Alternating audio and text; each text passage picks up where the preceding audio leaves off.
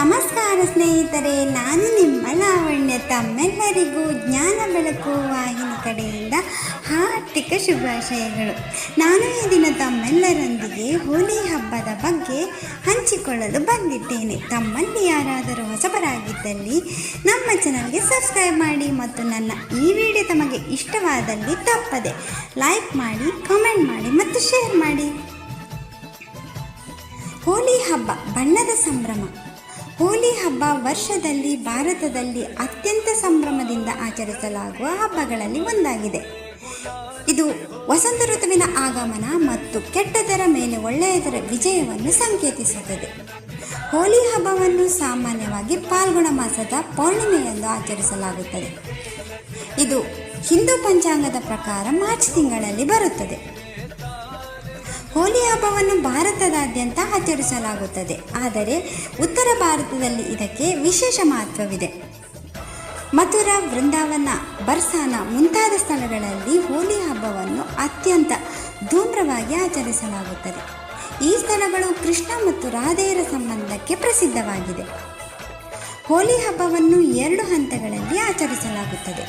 ಮೊದಲ ಹಂತವನ್ನು ಹೋಲಿಕೆ ದಹನ ಎಂದು ಕರೆಯಲಾಗುತ್ತದೆ.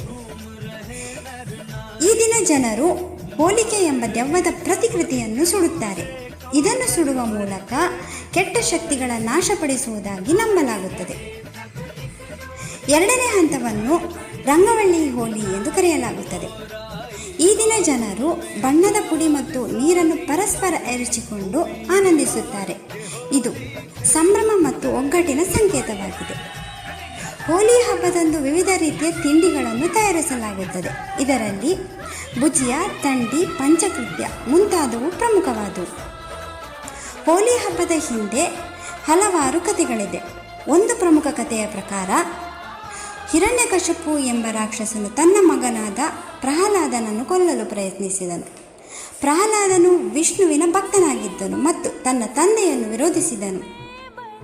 ಹಿರಣ್ಯಕಶಿಪು ತನ್ನ ಸೋದರಿ ಹೋಲಿಕೆಯನ್ನು ಪ್ರಹ್ಲಾದನನ್ನು ಕೊಲ್ಲಲು ಕಳುಹಿಸಿದನು. ಆದರೆ ವಿಷ್ಣುವಿನ ಕೃಪೆಯಿಂದ ಪ್ರಹ್ಲಾದನು ಬದುಕುಳಿದನು ಮತ್ತು ಹೋಲಿಕೆ ಸತ್ತಳು. ಹೋಲಿ ಹಬ್ಬವು ಕೆಟ್ಟದರ ಮೇಲೆ ಒಳ್ಳೆಯದರ ವಿಜಯವನ್ನು ಸಂಕೇತಿಸುತ್ತದೆ. ಹೋಲಿ ಹಬ್ಬವು ಸಂಭ್ರಮ, ಒಗ್ಗಟ್ಟು ಮತ್ತು ಪ್ರೀತಿಯ ಸಂಕೇತವಾಗಿದೆ. ಈ ಹಬ್ಬದಂದು ಜನರು ತಮ್ಮ ಮನಸ್ಸಿನಲ್ಲಿನ ಕಹಿಗಳನ್ನು ಮರೆತು ಬಿಟ್ಟು ಸಂತೋಷದಿಂದ ಆಚರಿಸುತ್ತಾರೆ. ಸ್ನೇಹಿತರೆ, ಮತ್ತೊಮ್ಮೆ ತಮ್ಮೆಲ್ಲರಿಗೂ ಹೋಲಿ ಹಬ್ಬದ ಹಾರ್ದಿಕ ಶುಭಾಶಯಗಳು.